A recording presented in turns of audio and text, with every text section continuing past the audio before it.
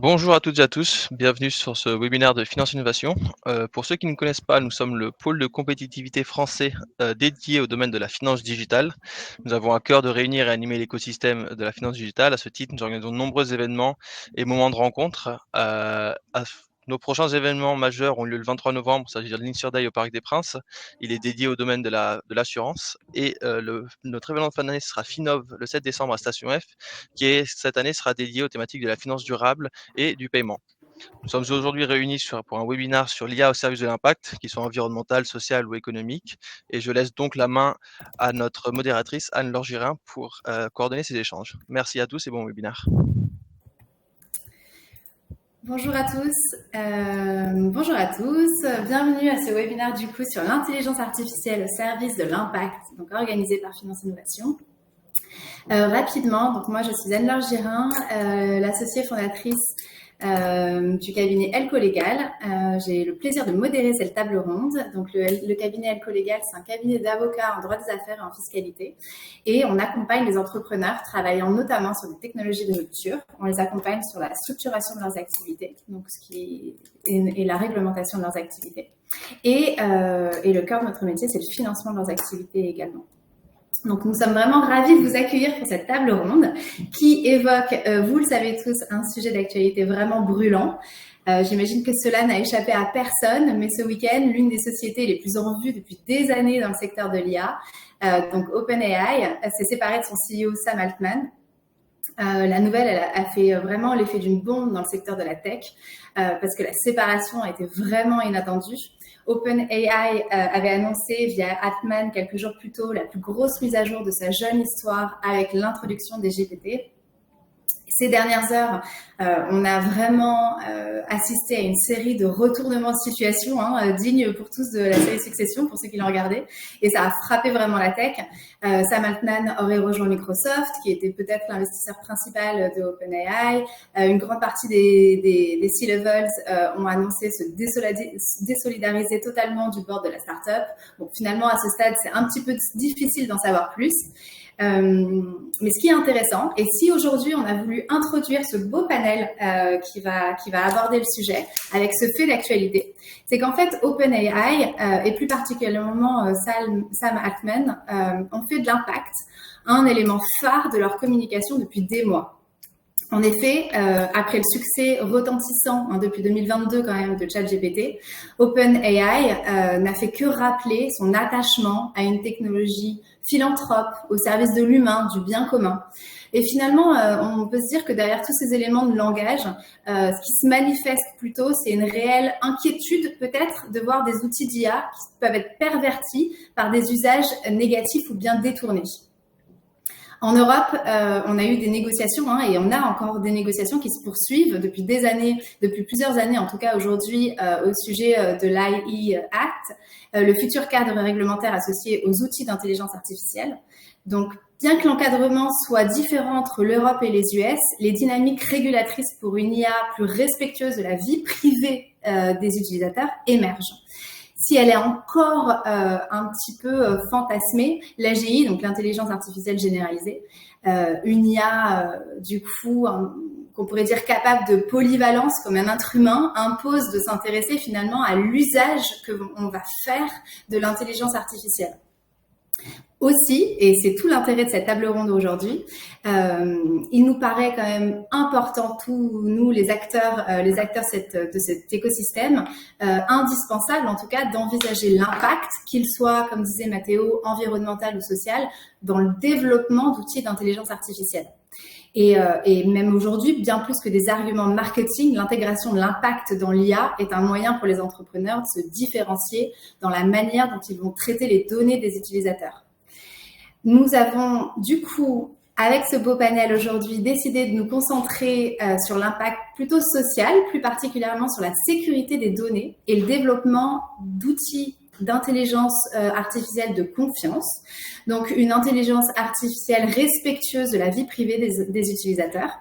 On va ensemble évoquer la qualité des données traitées par les algorithmes d'IA et les méthodes de sécurisation des traitements, et même d'une manière peut-être un petit peu plus globale, la manière avec laquelle ces entrepreneurs développent des outils qui vont encourager la confiance entre les clients et les développeurs.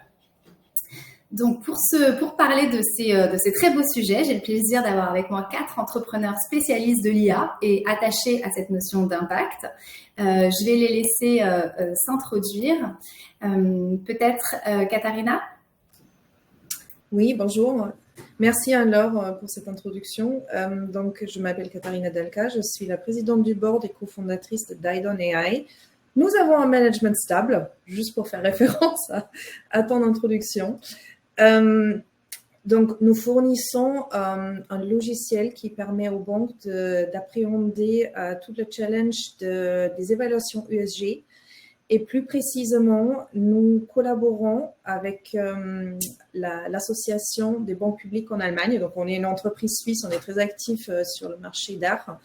Et donc, en collaborant avec cette association, on a conçu un outil qui permet de totalement digitaliser la taxonomie européenne. Et donc, cette digitalisation est en partie faite à travers des outils d'intelligence artificielle. L'intelligence artificielle nous permet aussi ultérieurement d'émettre des évaluations en fonction.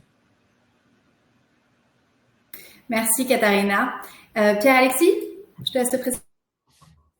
Avec plaisir. Merci pour cette introduction. Alors pour ma part, donc, je m'appelle Pierre-Alexis Bouzien, je suis directeur des opérations et cofondateur de Finovox. Donc Finovox, qu'est-ce qu'on est? On est une société qui développe et commercialise un logiciel de détection de faux documents. Donc tout type de faux documents. On a été créé en 2019, on a été mis sur le marché début 2023, donc après 3 ans de R&D.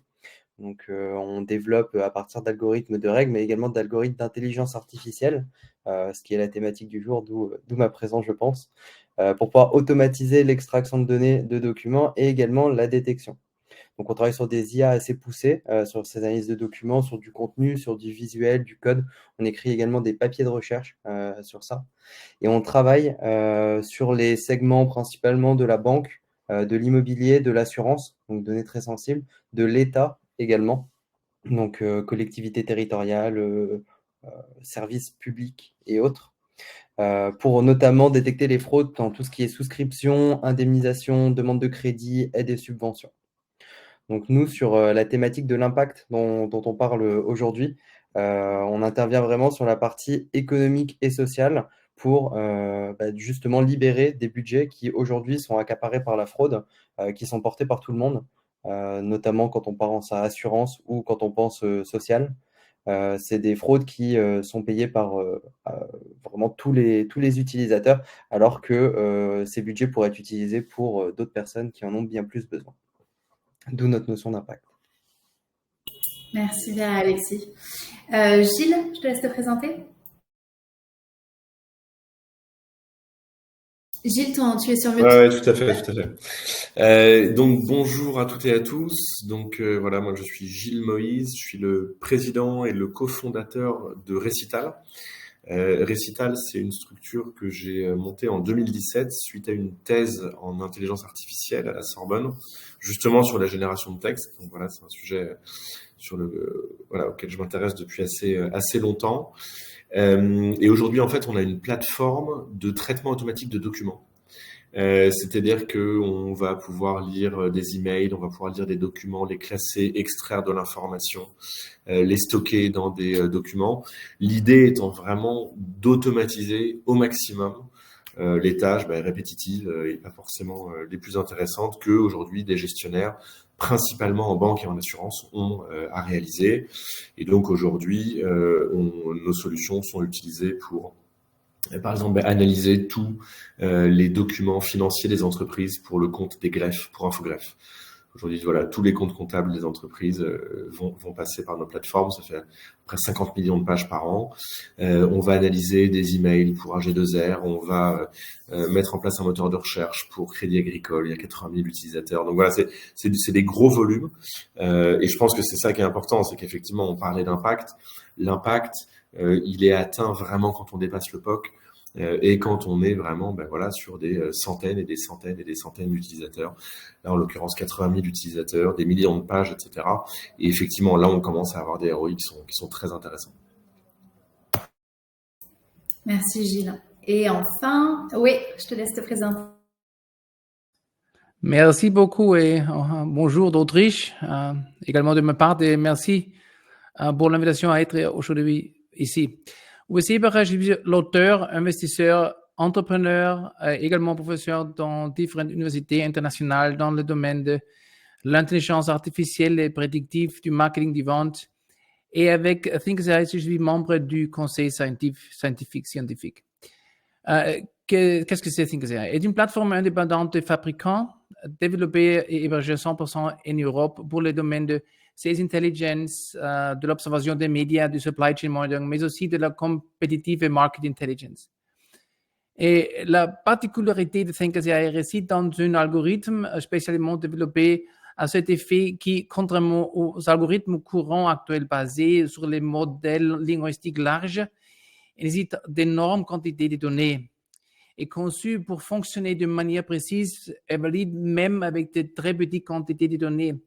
C'est décisif car nos clients ont tous des besoins en information des questions individuelles et très spécifiques, ou pour lesquelles il n'y a justement pas la plupart du temps de grandes quantités de données. Et c'est certainement l'un des facteurs de succès décisifs en plus de l'aspect de l'indépendance du fabricant vis-à-vis d'OpenAI, Google et autres, mais aussi de la base 100% européenne. Ça veut dire en seulement quelques clics, on peut enregistrer une ou plusieurs questions individuelles ou spécifiques à l'entreprise dans l'application et obtenir immédiatement tous les résultats identifiés, validés, évalués par l'IA directement avec les liens vers les sources originales. C'est important pour la confiance. Et on peut recevoir automatiquement ces informations à jour directement sur votre téléphone ou votre ordinateur de bureau par email. Cela signifie que vous économisez maintenant 100% du temps consacré à la recherche d'informations avec seulement quelques entrées et clics. C'est ça. Et on peut essayer la solution.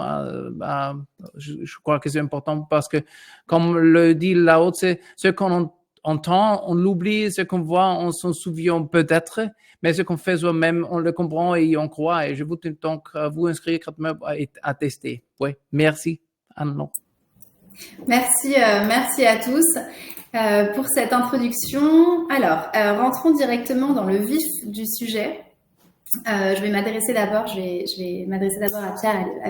Je vais discuter d'abord avec Pierre-Alexis. Nous parlons, comme on l'a dit, énormément d'IA depuis quelques mois. Bon, alors là, je l'ai rappelé dans l'introduction, notamment avec ChatGPT, développé par OpenAI. Donc cette technologie qui s'appuie sur ce qu'on appelle le NLP, donc le traitement du langage naturel, ou le Midjourney ou le DALL-E. On parle notamment d'intelligence générative, donc un sujet qui revient beaucoup du côté aussi des investisseurs. Est-ce que de ton côté, tu peux nous faire un petit état des lieux des différents cas d'usage associés à ces technologies et plus globalement des technologies autres que le NLP qui sont susceptibles de nous intéresser aujourd'hui dans cette table ronde? Oui, avec plaisir. C'est vrai qu'effectivement, on entend parler depuis ChatGPT, on entend parler d'intelligence artificielle tout le temps. Moi, je me souviens qu'avant ChatGPT, c'était quand même quelque chose qu'on voyait assez rarement, ou alors c'était presque un argument marketing. Aujourd'hui, on a presque plus envie de le cacher pour pas dire qu'on fait de l'intelligence artificielle, même quand on en fait. Mais ça, c'est vraiment les IA génératives qui ont débarqué sur le marché. Ça a eu deux effets principaux. Ça a démocratisé l'intelligence artificielle et son utilité. Il y a plein de gens qui aujourd'hui sont à fond derrière en disant que ça va être une révolution. Et ça l'est pour l'instant. Mais ça a eu aussi un deuxième effet, ça a été de cannibaliser la notion d'intelligence artificielle par le génératif.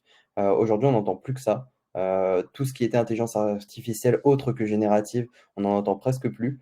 Même les sujets d'actualité, les sujets politiques, tout ce qui est mis en place, ça ne concerne quasiment que l'intelligence artificielle générative.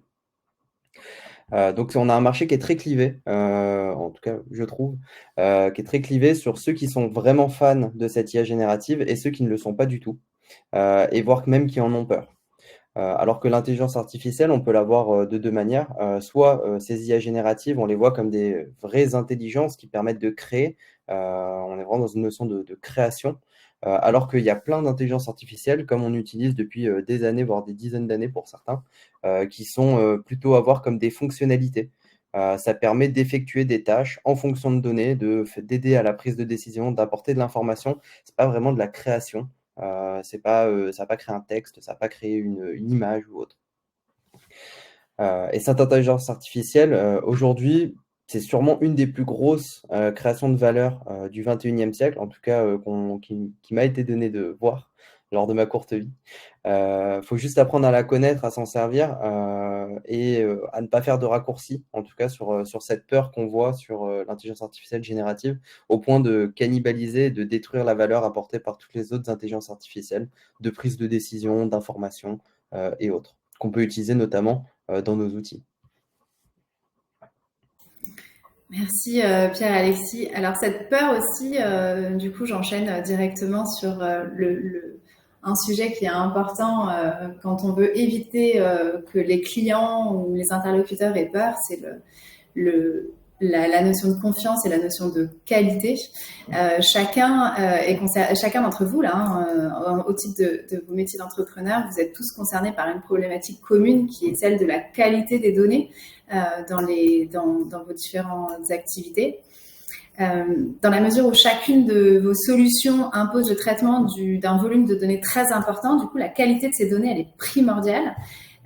Katharina, petite question pour toi. Effectivement, les solutions d'IA reposent sur une utilisation, comme on le dit, massive de la donnée, avec de très larges volumes. C'est ce que nous expliquait aussi Gilles tout à l'heure. Particulièrement les technologies de deep learning. À ce titre, il est déterminant pour assurer le bon fonctionnement des algorithmes que ce soit des données de qualité. Mais alors, qu'est-ce qu'on entend par données de qualité ? Est-ce qu'on entend des données de sources variées ? Voilà, il faut développer peut-être un petit peu cette notion de qualité. Et puis, c'est un reproche, il me semble, récurrent que l'on fait à l'intelligence artificielle. Et c'est là qu'on peut qualifier la limite, la dépendance à ces données de qualité. Est-ce que, déjà sur ce premier sujet, à ce titre, est-ce que tu peux nous indiquer, toi en tout cas dans votre société aussi, d'où proviennent les données que vous traitez et comment est-ce que vous allez vous assurer de cette fameuse qualité de cette donnée ? Oui. Alors, pour faire cela, j'aimerais bien distinguer les données de input, donc ce qu'on reçoit pour nos évaluations, versus la output, en fait, les données qu'on émet comme évaluation.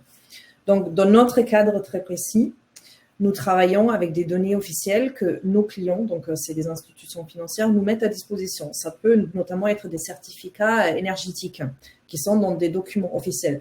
Nous, on part du principe qu'à partir du moment où un certificat énergétique, nous n'avons pas besoin de les questionner. Après, c'est pas vraiment notre rôle non plus de le faire. Il y a d'autres instances qui sont là pour le faire. Nous, on part du principe que les inputs données data que nos clients nous donnent sont corrects. Après, ce qui est vraiment chez nous, c'est toute la partie évaluation. Nous, notre job, c'est de prendre ces documents dans des formats divers et variés, de les lire, d'en extraire l'intelligence et d'évaluer où en sont les entreprises dans leur approche ESG et plus précisément donc la taxonomie européenne. Maintenant, vraiment, c'est très focus sur les émissions CO2. Et donc, c'est là que l'IA est très utile parce que l'IA que nous, on a développée nous permet d'avoir une exactitude de la lecture de différents documents. C'est pas seulement les certificats énergétiques, mais aussi tous les rapports annuels qu'on arrive à lire en ce moment avec une exactitude de 99,9%. Et c'est là que vraiment l'IA rentre en jeu. Et c'est là la puissance de l'IA et la façon dont l'IA est utilisée dans notre outil fournit vraiment une exactitude presque parfaite de la lecture de ces données et de l'évaluation de ces données-là, en fait. Et pour nous, clients particulièrement, c'est très important parce que la taxonomie, c'est une regulation. J'ai oublié le mot en français. Réglementation. Réglementation, voilà. Une réglementation. Donc, c'est une obligation pour les institutions financières d'être compliant avec cette réglementation. Donc, pour nous, c'est très, très important d'être super correct par rapport à ce que nous faisons. Sinon, toute la pertinence de notre outil perd son sens en fait. Et par ailleurs, maintenant, on est au stade où on lit aussi avec cette exactitude les rapports annuels. Là où aujourd'hui, d'une manière générale, par exemple, l'IA n'est pas encore tout à fait super correcte, et c'est pas que chez nous, c'est un problème général technologique, c'est de lire les graphiques et les données qui sont dans les graphiques. Ça, c'est très... Je vois Pierre-Alexis faire ça. Je pense que vous avez un peu le même challenge chez vous.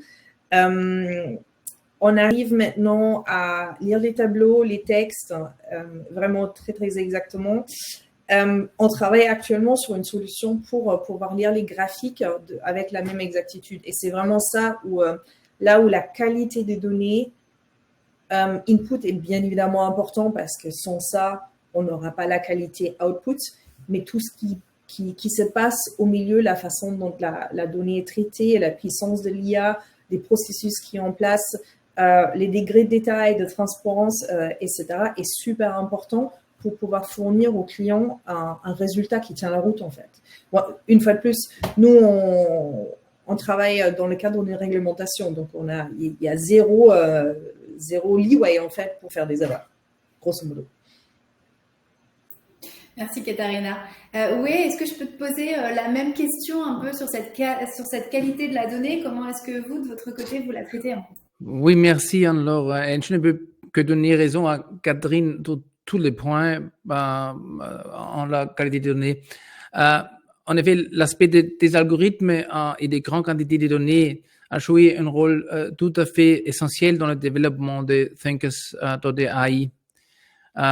Parce que nous avons eu le problème avec la qualité, la quantité de la donnée pour les topics spéciaux pour les entreprises. Et parce que à cause de cela, nous avons en effet constaté sur la base de nos différents premiers projets que nous n'irions pas loin avec ces algorithmes classiques qui nécessitent de grandes quantités de données. Et en effet, les entreprises sont très nouvelles et très spécifiques et les topics dans leurs problématiques. Il s'agit de domaines thématiques avec une focalisation précise, d'où le fait que nous n'avons souvent affaire à de faibles quantités de données. Et par exemple, lorsqu'une entreprise a besoin de certaines informations pour une technologie ou une application très spécifique, ou lorsque une prestataire de services financiers souhaite cette information sur une entreprise dans un segment particulier ou sur un agenda d'approvisionnement très spécifique 24/7, dans une optique des questions des risques. Dans ce cas, il n'y a pas, comme dans toutes les autres applications d'IA, de grandes quantités de données, mais des quantités de données relativement petites en compréhension. Et dans ce contexte, nous avons eu de développer, dans le début, son propre algorithme complexe et indépendamment d'OpenAI, Google et autres, qui fournissent des résultats extrêmement précis, même avec de petites quantités de données, et qui, au fur et à mesure de l'augmentation de la quantité de données, et bien sûr beaucoup précise que l'application des large language models traditionnels, autres algorithmes similaires. Et c'est le problème que nous avons tout à fait aujourd'hui avec des clients nouveaux de trouver des données pour évaluer, valider.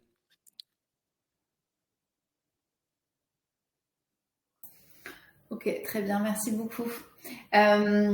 Du coup, effectivement, les solutions, bon là, vous avez parlé aussi de pertinence autour de cette qualité de données.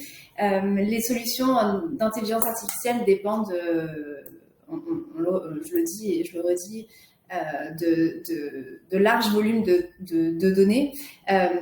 Certaines de ces données, d'ailleurs, peuvent être des données personnelles qui vont imposer un traitement sécurisé. Mais dans tous les cas, on comprend que la sécurité des traitements de ces données, c'est un vrai vecteur de confiance pour vos clients. C'est à ce titre d'ailleurs qu'on a de la rréglementation, que ce soit le RGPD ou l'AI Act qui va bientôt s'impliquer. Elles ont pour vocation de s'appliquer aussi aux sociétés qui exploitent de l'IA. Et l'enjeu quand même majeur, c'est de garantir une confiance pour les utilisateurs. Au regard de vos activités, par exemple Gilles, où le volume est très important de données traitées, comment est-ce que toi, par exemple, tu envisages cet enjeu ? Alors, concernant la confiance, effectivement, on parle de données, donc effectivement, il y a les données d'entraînement et puis les données qu'on traite. Quand on dit qu'il faut beaucoup de données pour entraîner un modèle profond, c'est effectivement pour l'entraînement. C'est-à-dire que on va lui donner beaucoup de textes, des images, etc. En revanche, une fois qu'il est entraîné, on a besoin quand même de moins de données. Alors, évidemment, ça fonctionne, ça dépend des cas. Mais nous, typiquement, nos algorithmes d'analyse de documents, on peut les entraîner avec une cinquantaine ou une soixantaine d'exemples parce qu'ils ont déjà été pré-entraînés sur des très très grandes masses de données. C'est ça justement qui est assez intéressant, c'est qu'aujourd'hui et en fait la révolution de l'IA générative et des ChatGPT, elle vient du fait qu'à partir d'un certain moment, on lui a donné tellement d'informations en première lecture qu'ensuite il peut commencer à travailler sur vos datas directement sans aucun entraînement. C'est ce qu'on appelle zéro shot. Et finalement, en ce sens-là, donc effectivement, Pierre-Alexis, tu disais, ce sont des IA particulières parce que ce sont des IA génératives. Donc effectivement, en ce sens-là, c'est un des ensembles de l'IA. Mais en revanche, ce qui est extrêmement intéressant et ce qui fait que tout le monde se pose des questions à leur sujet, et surtout à savoir comment est-ce qu'ils vont pouvoir les intégrer, c'est parce que certes, elles génèrent du texte, mais on peut aussi les utiliser pour classifier. On peut aussi les utiliser pour, autrement dit, toutes les tâches qu'on réalisait avant, on peut leur demander de les réaliser en leur demandant avec du texte. Et pourquoi ? Parce qu'elles ont été entraînées sur des quantités absolument phénoménales d'informations. Donc ça, effectivement, c'est assez important. Et là, on arrive effectivement sur la question de la confiance, c'est-à-dire que elles ont été entraînées sur des données, donc sur des masses gigantesques d'informations. Tu parlais de l'AI Act, qui d'ailleurs aujourd'hui est très largement remis en cause, notamment par la France, l'Allemagne et l'Italie, et notamment poussé par des lobbying qui viennent des startups, Mistral en France et Aleph Alpha en Allemagne. Parce que justement, cette European AI Act va demander de garantir la confiance de ce qui est généré par ces très grands modèles de langue. Or, les gens qui les produisent admettent qu'ils ne peuvent pas faire ça. Pourquoi ? Parce que ils ont été entraînés sur des quantités gigantesques d'informations. On ne sait pas lesquelles. Les jeux d'entraînement sont toujours très jalousement gardés. Donc voilà, parce que c'est vraiment le saint des saints dans ces modèles-là, même chez les gens qui font de l'open source. Meta qui sort Llama 2 ou Mistral qui sort Mistral 7B ne montre jamais son dataset d'entraînement. Il ne partage que ses poids, que les poids du modèle entraîné. Et le problème, c'est qu'ils ne veulent pas porter la responsabilité de ce que ces modèles pourraient produire. Ce qui est compréhensible d'une certaine manière. C'est comme si moi j'étais fabricant de couteaux. Si quelqu'un l'utilise pour tuer quelqu'un d'autre, c'est pas la faute du fabricant de couteaux. C'est la faute de celui qui a pris le couteau pour tuer quelqu'un d'autre. Donc ça, c'est la position des gens qui font des grands modèles de langue aujourd'hui. Ils disent, nous, on fait des outils. C'est aux gens qui les utilisent de s'assurer que ces outils ne font pas n'importe quoi. C'est pas à nous de porter la responsabilité pour tous les gens qui pourraient l'utiliser après. Donc la question de la confiance, elle est vraiment centrale aujourd'hui. Nous, dans notre activité, on utilise, alors pour l'extraction, on n'utilise pas de grands modèles de langue, parce que les modèles qu'on a, qui sont de la génération précédente, qui sont évidemment des réseaux de neurones profonds, mais non génératifs, permettent d'avoir des résultats qui sont meilleurs, et sur des modèles beaucoup plus petits, parce qu'il ne faut pas oublier aussi que ces réseaux de neurones-là, là typiquement le Mistral 7B, c'est parce qu'il a 7 milliards de paramètres. Nous, les modèles qu'on utilise, ils en ont 300 millions. Et avec 300 millions, on fait très bien la tâche. Donc là aussi, et je rebondis un peu sur ce que tu disais Pierre-Alexis, inutile de se jeter sur le dernier modèle, tout ça parce que c'est le plus récent. Il faut être raisonnable. Dans certains cas, on peut utiliser des modèles tout petits, même dans certains cas, pour de la classification de texte, des modèles à 30 000 paramètres suffisent. Donc utilisons-les, plutôt que de passer tout de suite sur du 7 milliards, du 13 milliards, du 170, etc. Donc pour effectivement garantir la confiance, aujourd'hui, l'une des techniques qu'on a, c'est de ne pas faire du génératif, mais de faire de l'extractif. Pourquoi ? Parce que quand on extrait des données dans un document, soit on passe par du génératif, auquel cas le modèle va peut-être inventer des valeurs qui n'existent pas dans le document d'origine. Ça, c'est le grand problème du génératif, c'est qu'on perd le lien avec la source de l'information. Le modèle génératif, ChatGPT peut jamais vous dire d'où est-ce qu'il tient cette connaissance. Vous pouvez lui demander, il dit je ne suis qu'un modèle d'IA entraîné par machin, etc. Il ne peut pas vous dire d'où ça vient. À l'inverse, nous, quand on extrait des données dans des bilans comptables, dans des factures, dans des cartes d'identité, dans tout ce que vous voulez, la personne dit, OK, où est-ce que tu as trouvé cette date? Où est-ce que tu as trouvé ce nom? Où est-ce que tu as trouvé ce montant, ce tableau, etc. Et donc, du coup, on utilise de l'extractif qui, lui, extrait à partir du document d'origine la réponse. Donc voilà, c'est aussi comme ça qu'on a construit la confiance avec l'utilisateur, c'est en utilisant des modèles qui agissent différemment et qui gardent le lien avec la source de données. Ça, c'est un truc qui est extrêmement important. Merci beaucoup, Gilles. Katharina, on le voit, on en avait déjà discuté ensemble, puis c'est quelque chose qui ressort du site internet aussi de ta société, mais cette notion d'auditabilité qui est important pour tes clients. Est-ce que tu peux nous en dire un petit peu plus, vraiment dans le prolongement de cette discussion autour de la confiance? Oui, justement, je voudrais rebondir sur ce que vient de dire Gilles. Nous avons le même défi côté de nos clients parce qu'en l'occurrence, on émet des assessments qui sont très importants dans le cadre de la réglementation. Et contrairement à beaucoup d'entreprises, nous, on a pris le pari de ne pas faire une black box de notre intelligence artificielle. En fait, pour nous, quand on a construit l'outil, c'était particulièrement important que nos clients comprennent bien comment notre IA fonctionne, pas forcément sur le plan programmation du terme, c'est-à-dire les codes et tout ça, c'est bien chez nous, mais sur le plan fonctionnel, c'est-à-dire dans notre outil aujourd'hui, on a ce qu'on appelle un decision tree. Je pense qu'en français, on dit un arbre de décision, où vraiment, visuellement, on peut cliquer sur chaque décision qui a été prise par l'outil et l'outil va guider nos clients vers la source de cette décision. Alors, ça peut être un document, un extrait de document ou de certificat énergétique pour que nos clients comprennent bien comment fonctionne notre outil. Et c'est presque, je pense qu'il y a un peu deux philosophies sur le marché de l'IA aujourd'hui. Soit c'est la black box, soit c'est très ouvert. Il y a très peu de choses au milieu. Et nous, donc, on a opté pour la partie le plus transparente possible. On a fait l'expérience aussi que pour nos clients, c'est assez important de pouvoir faire ça, justement, parce qu'il faut qu'ils se justifient auprès d'instances très importantes. Et puis d'ailleurs, c'est apprécié justement parce que ça apaise aussi dans une certaine mesure cette peur qu'elle soit justifiée ou pas, c'est une autre discussion. Mais elle est bien là, il faut bien l'appréhender en fait. Donc ça apaise aussi dans une certaine mesure la peur qu'auraient nos clients d'utiliser l'intelligence artificielle s'ils n'avaient pas la vision sur ce type d'informations.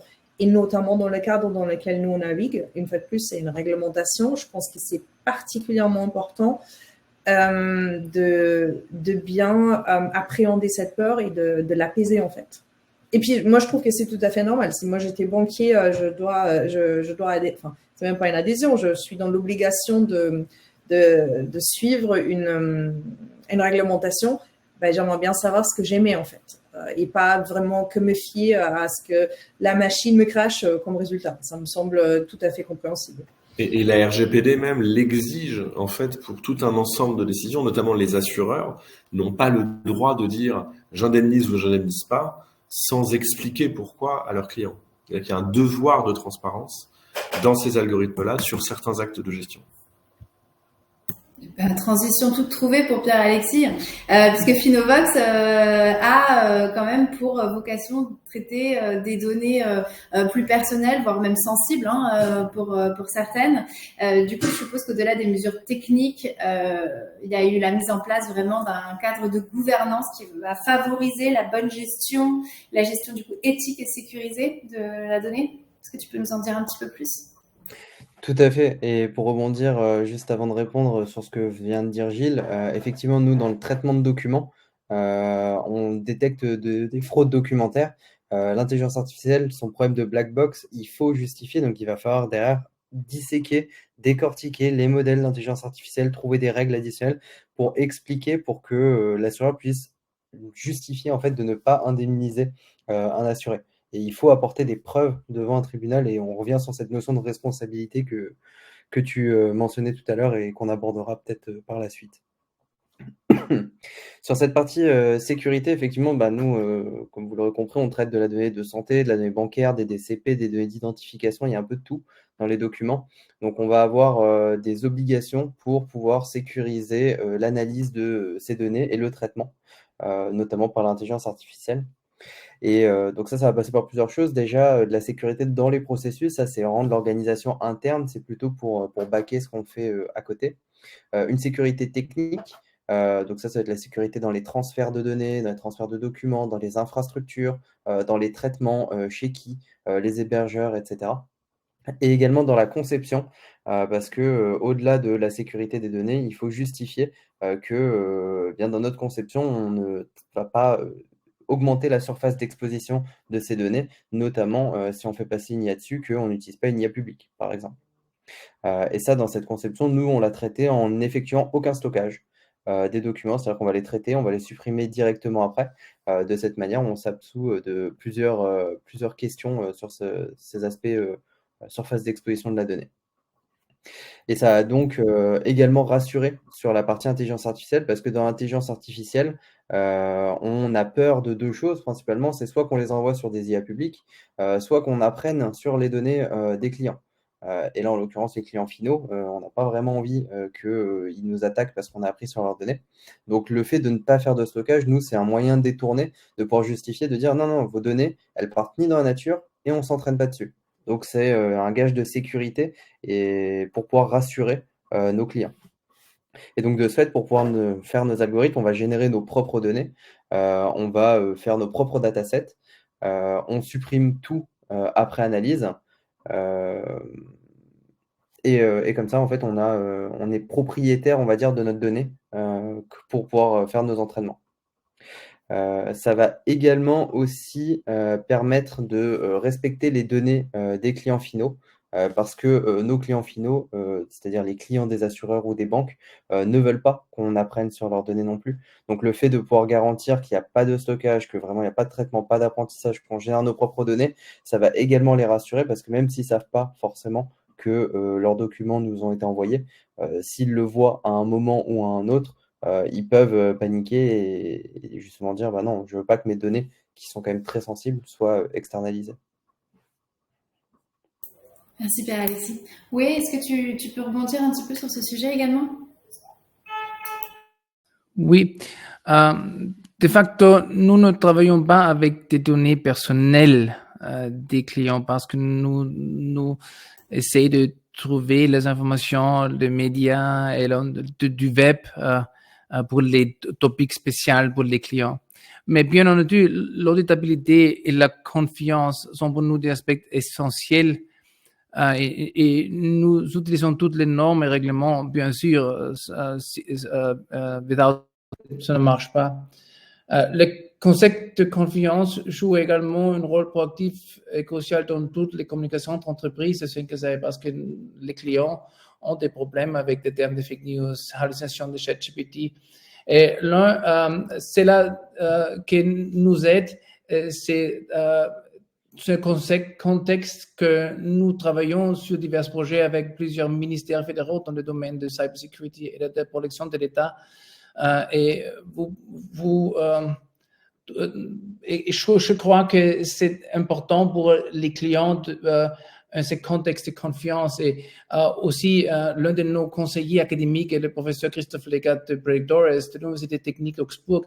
Ce sont des aspects très importants pour la communication et aussi le fait que toutes les informations qu'on cherche, évaluer l'Internet, est directement connectée avec les liens des dates originales.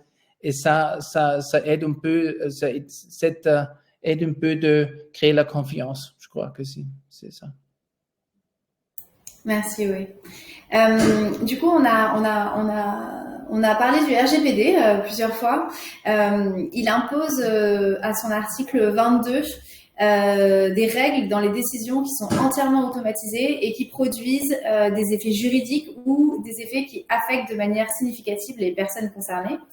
Dans le contexte d'une décision automatisée poussée par une intelligence artificielle, l'explicabilité pourrait ou devient d'ailleurs déterminante.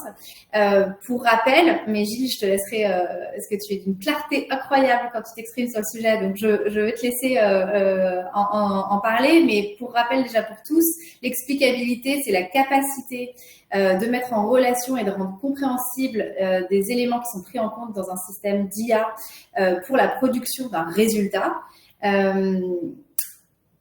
Gilles, du coup, est-ce que c'est un sujet, cette notion d'explicabilité, d'interprétabilité, est-ce que c'est un sujet aujourd'hui pour tes clients, pour les clients de la société, et comment est-ce que tu vois un petit peu ce sujet? Alors oui, c'est un sujet, et donc effectivement, c'est un sujet pour tout le monde. Maintenant, ce qui se passe, c'est que c'est pas toujours obligatoire. En fait, ce qui est assez intéressant, c'est de voir nous aussi comment on fonctionne, nous les êtres humains. C'est-à-dire qu'il y a plein de choses qu'on fait qu'on ne sait pas du tout expliquer. Et ça nous va très bien. Par exemple, je sais pas, peut-être que vous prenez l'avion ou vous allez prendre un bus qui va être dirigé par un conducteur. Vous savez pas précisément comment fonctionne ce conducteur, mais vous lui faites suffisamment confiance pour vous emmener d'un point A à un point B, sans que ça remette votre vie en danger. Donc, ce que je veux dire, c'est que dans un certain nombre de cas, en fait, on accepte d'aller d'utiliser des systèmes qui sont dirigés par des black box, mais le risque nous semble suffisamment maîtrisé. Puis dans un certain nombre d'autres cas, et c'est ce dont on parlait juste avant, c'est pas acceptable parce que typiquement sur une demande de prise en charge dans le monde de l'assurance, la RGPD nous dit non, ça vous devez expliquer pourquoi vous acceptez ou pas.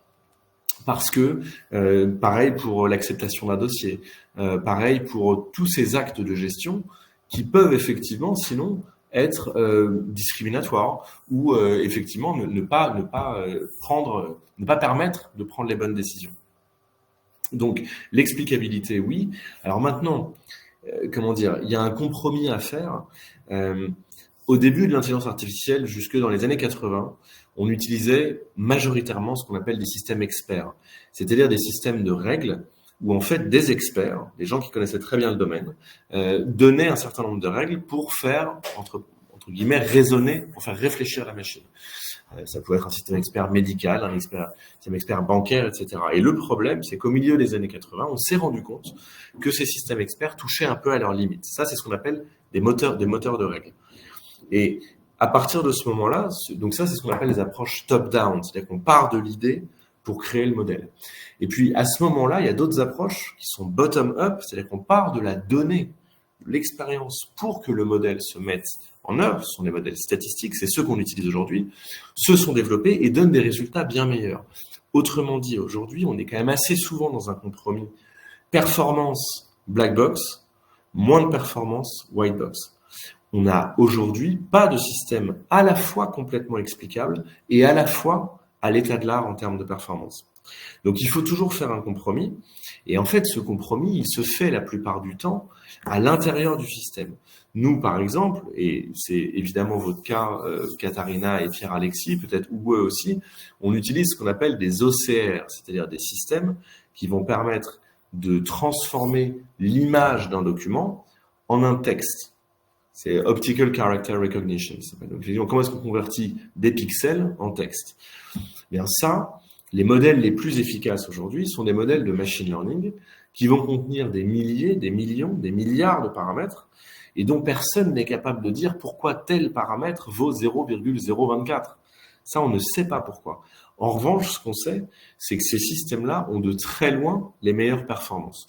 Donc là, on est sur une black box, mais on l'accepte parce que finalement, l'œil humain aussi est une black box. Personne ne peut m'expliquer précisément comment est-ce que ce qui reçoit de son œil, il peut en faire quelque chose qui a du sens. Finalement, on est aussi assez majoritairement une black box. Vous avez probablement lu le livre de Daniel Kahneman, Système 1, Système 2. Le système 1 est majoritairement une black box et pré-processe toutes nos pensées et toutes nos interactions avec le monde extérieur, qu'elles soient auditives, tactiles, visuelles, sensorielles d'une manière générale.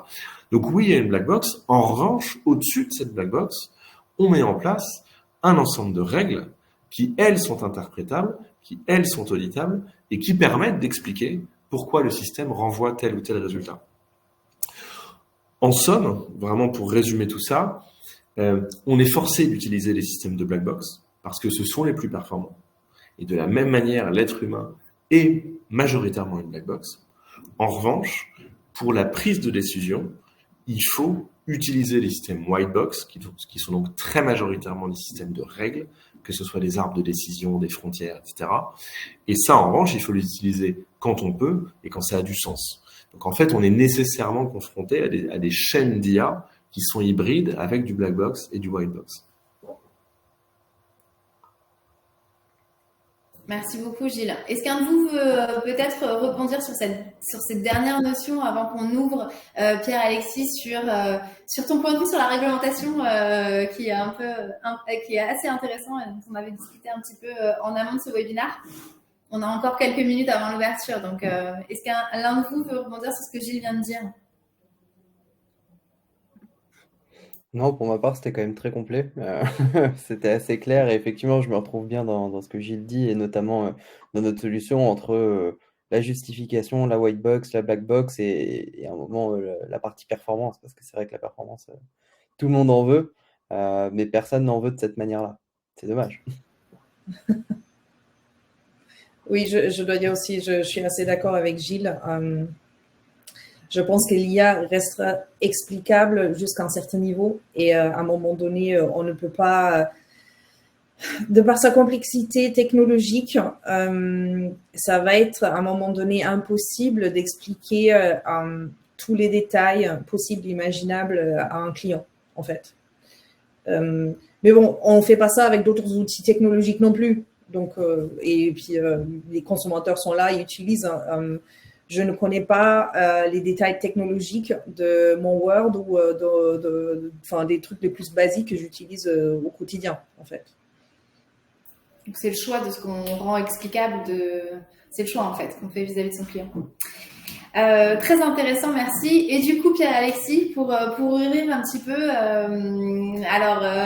moi, ce que j'ai compris, c'est que selon toi, la réglementation, elle pénalisait aujourd'hui plutôt les activités qui reposent sur l'IA. Est-ce que tu peux nous en parler un petit peu? Alors oui, alors je suis pas anti-réglementation du tout non plus, hein. Quand même, je considère qu'il faut qu'il y ait une réglementation, mais effectivement, je trouve que les réglementations aujourd'hui qu'on met en place, et notamment en Europe avec la RGPD, avec tout ce qui est relatif aux intelligences artificielles, eh bien, ça ralentit pour les entreprises et pour l'usage de l'intelligence artificielle. Ça ralentit le business, ça ralentit les commercialisations, ça ralentit les explications qu'on doit faire. Ça demande beaucoup de travail à tous les acteurs qui vont utiliser de l'intelligence artificielle pour pouvoir se conformer à ça.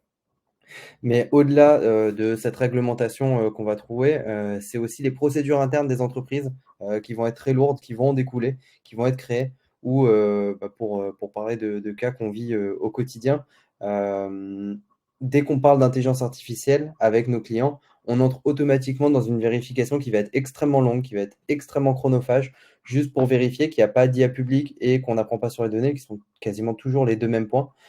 Et même lorsqu'on est conforme sur ces deux points, c'est quand même long parce qu'il va y avoir la levée de doute, il va y avoir une justification, il va falloir en parler, il va falloir expliquer, il va falloir parfois ouvrir, dire eh bien qu'est-ce qu'on fait, comment on le fait. Donc on nous demande beaucoup pour justement essayer de se conformer à cette réglementation. Et c'est là où on voit que, on m'a dit il n'y a pas très longtemps par un client que si on faisait si notre intelligence artificielle était marketing, ce serait mieux parce qu'on gagnerait 1 à 2 mois pour la signature. Bon, malheureusement, c'est pas que du marketing, mais voilà, avant c'était un outil marketing. Aujourd'hui, le fait d'en faire, c'est pénalisant. Et ça, c'est principalement dû, comme le disait Gilles, hein, pour moi, c'est dû à la responsabilité. C'est-à-dire que lorsqu'on va avoir de l'intelligence artificielle, il y a besoin d'une réglementation parce qu'on ne peut pas dire qui est responsable. Quand on a un humain qui va extraire de la donnée, quand on a un humain qui va prendre une décision, eh bien, on sait, c'est tangible, on sait qui c'est. Et même s'il est bien souvent plus faillible qu'une intelligence artificielle, lui au moins, on va vraiment savoir qui a pris cette décision et sur quoi est-ce qu'il s'est basé. Alors qu'une IA, des IA dont on parle hein, en black box, on va pas savoir. Ça va juste être un outil, donc il n'a pas vraiment de responsabilité. On accepte peu son retour. Il n'y a pas de valeur légale. Il n'y a ça vaut pas preuve. Il n'y a pas de certification possible non plus. Je peux pas faire certifier mon IA pour que la prise de décision, elle soit valide comme un expert, par exemple. Un expert en assurance pourrait l'être. C'est très compliqué, en fait, de pouvoir naviguer avec ça. Et la réglementation, par exemple, accepte des preuves d'un enquêteur et la décision d'un juge sur la base de ces preuves. Mais une intelligence artificielle, bah, elle pourrait faire exactement la même chose. Nous, c'est ce que font aussi certains de nos algorithmes, c'est fournir des preuves dans des prises de décision. Parfois même, on pourrait aller plus loin, hein. On pourrait carrément prendre une intelligence artificielle qui prend cette décision, qui sera d'ailleurs bien plus objective qu'un juge au vu des preuves. Tout à l'heure, Katharina, tu parlais d'un taux de confiance que vous aviez de 99,9%. C'est un taux que personne en tant qu'humain ne pourra jamais avoir. C'est extrêmement élevé. Vous êtes bien au-delà de ce que pourrait faire un humain. Et pourtant, eh bien, d'un point de vue responsabilité, vous n'allez jamais pouvoir avoir une autorité. Euh, il y a toujours une dépendance, sinon qu'on aura auprès de l'outil et qu'on ne peut pas se permettre. Donc cette réglementation, je trouve qu'elle encadre, elle a pour vocation d'encadrer, mais parfois elle ralentit, elle pénalise et elle donne pas sa place à l'intelligence artificielle, elle est presque discriminée sur la place. Est-ce que l'intelligence artificielle va sortir par rapport à un humain? Et je pense que l'IA va pouvoir avoir un gros impact social, économique, écologique. On l'a tous mentionné tout à l'heure au fur et à mesure de nos présentations et de nos entreprises. Mais il va juste falloir qu'on la cadre correctement, qu'on fasse une réglementation qui permette de capitaliser dessus sans la pénaliser quand on a envie de l'utiliser. Merci bien, Alexis. On a un petit temps pour un petit mot de la fin de la part de chacun d'entre vous. Et puis après, s'il y a des questions, n'hésitez pas. Voilà, chacun des interlocuteurs là ils sont là pour y répondre. Donc, n'hésitez pas à poser vos questions. Je vous laisse peut-être chacun un petit mot de la fin. Très bien, peut-être je commence. Pour rebondir sur ce que Pierre-Alexis dit, je pense effectivement que l'intelligence artificielle aura un impact et social et sur nos performances économiques. Dans le cadre dans lequel nous, on intervient, ça serait impossible de venir à bout de cette réglementation sans les outils technologiques qui le permettent, en fait. C'est une réglementation qui est tellement longue, fastidieuse et difficile à implémenter, ça prendrait des années. Les émissions de CO2, c'est pas dans 15 ans, c'est un peu un problème maintenant, là, tout de suite. Donc, ça fait aussi du sens et je trouve que l'intelligence artificielle est un outil formidable, en fait, pour venir à bout, justement, de ces défis de notre société aujourd'hui.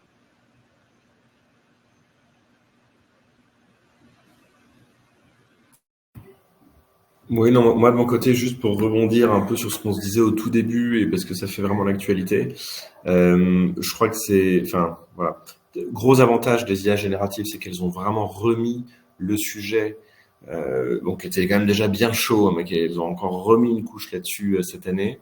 Et effectivement, enfin, je vois là dans la liste des participants, ayez toujours en tête qu'il n'y a pas que le génératif dans la vie. Et que le génératif, c'est pas encore complètement sec. Voilà, on a vu ce week-end que, en fait, les directions des boîtes qui font de l'IA générative peuvent changer en un week-end. Donc ça, c'est vrai qu'en termes de stabilité, c'est ça. En tout cas, ça introduit clairement un doute. D'autre part, que ce sont des systèmes qui sont énormes. Tu parlais, Katharina, de changement climatique. Voilà, ce sont quand même des systèmes qui consomment beaucoup. C'est des choses qui sont particulièrement lourdes. Et donc, en gros, il faut penser pragmatique. Même si l'intelligence artificielle, ça fait rêver tout le monde. On a tous envie d'avoir le dernier modèle, le plus gros, le machin, etc. Il faut vraiment rester pragmatique quand on fait l'IA et dire, en fait, où est mon ROI? Où est-ce que je vais acheter, où est-ce que je vais aller chercher de la valeur? Et dans certains cas, c'est pas toujours avec le dernier modèle, mais au contraire avec un modèle beaucoup plus léger, beaucoup plus lean, qui a besoin de beaucoup moins de données. Donc voilà, il faut sortir aussi un peu de la fascination dans l'intelligence artificielle, dans la course au nombre de paramètres, et parfois se dire, mais est-ce que j'ai pas en fait un système beaucoup plus petit, beaucoup plus simple, qui va faire le job aussi bien, qui va rien me coûter, qui va s'entraîner avec 3 data, etc. Bien savoir raison garder dans cette espèce de course permanente qui fait la une en permanence et qui peut assez vite nous plonger dans une fascination qui est pas toujours la bonne.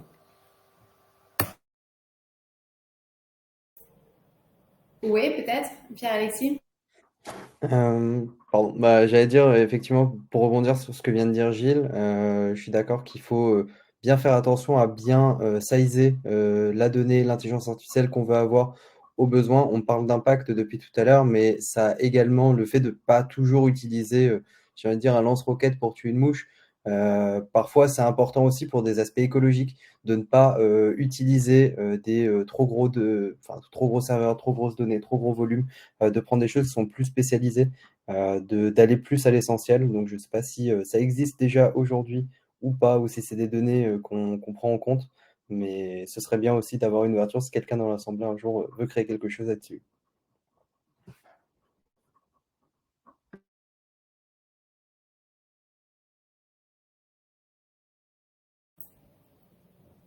Ah, Mathéo. À moins que Uwe ait un dernier mot de la fin, on arrive à la fin de ce webinaire. Je pense pas que ce soit... Ok, c'est pas le cas. Bon, ben, un grand merci à tous les intervenants pour ce riche échange. Vous avez été très précis et exhaustifs. Je ne vois pas de questions dans le chat box. On l'a donc vu, l'impact de l'IA est indéniable et ce à de nombreux niveaux. Le futur risque de nous réserver de nombreuses et rapides évolutions dans ce domaine et ça va être très intéressant à suivre. Tous les acteurs ici auront leur mot à dire et ravi de pouvoir suivre ça. Un grand merci à tous nos intervenants et aux personnes qui sont connectées. Cet échange restera disponible sur nos réseaux et à très bientôt. Merci à tous. Merci à tous. Merci. Au revoir. Au revoir. Au revoir. Au revoir.